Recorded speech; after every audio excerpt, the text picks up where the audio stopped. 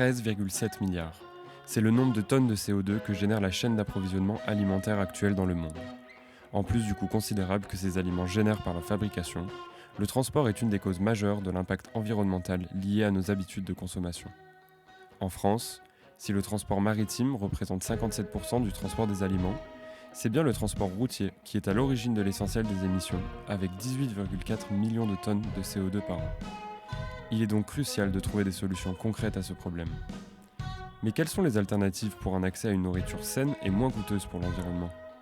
Nous nous sommes rendus dans le quartier de Malherbe, au sud de Grenoble, où nous avons interviewé Ingrid Joubert, cofondatrice de Holocal, une société coopérative qui tente de faire bouger les lignes. Et donc Holocal, c'est un projet qui a deux parties en fait, qui est un groupement d'achat de produits locaux. Donc les gens commandent en ligne fruits, légumes, produits laitiers, viande, vraiment tout ce qu'on peut trouver en production à côté de Grenoble, à moins de 100 km de Grenoble. Ils commandent en ligne et viennent récupérer leurs produits chez nous. Et il y a tout un pan d'animation et d'action de sensibilisation à l'alimentation saine et locale avec les habitants du quartier, consommateurs ou pas.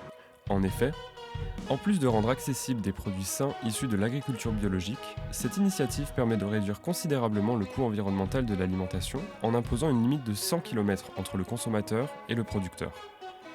À part leurs objectifs environnementaux, Holocal, c'est aussi des enjeux sociaux. Ils souhaitent avoir un impact positif sur les habitants des quartiers de Malherbe et de Villeneuve, quartiers connus pour leur grande mixité sociale. Mais est-ce que ça marche ? On a posé la question à Christine, qui vient à Holocal depuis sa création. Mais là, je vois bien, moi de temps en temps, justement, je prenais la place ici et il y a des gens qui passent et on discute avec les gens du quartier, ils ne se sentent pas toujours concernés parce que justement, c'est considéré comme quelque chose d'un peu élitiste. Mais petit à petit, ça vient. Il y a des dons qui sont faits, des dons de nourriture qu'on fait. Il y a aussi une association de quartier qui venait aussi chaque semaine récupérer des choses pour cuisiner pour les familles en détresse du quartier. Donc il y a un maillage avec le quartier, mais plutôt avec les actions périphériques. C'est une réalité, mais effectivement, c'est pas encore là qu'on touche ceux qui en auraient le plus besoin.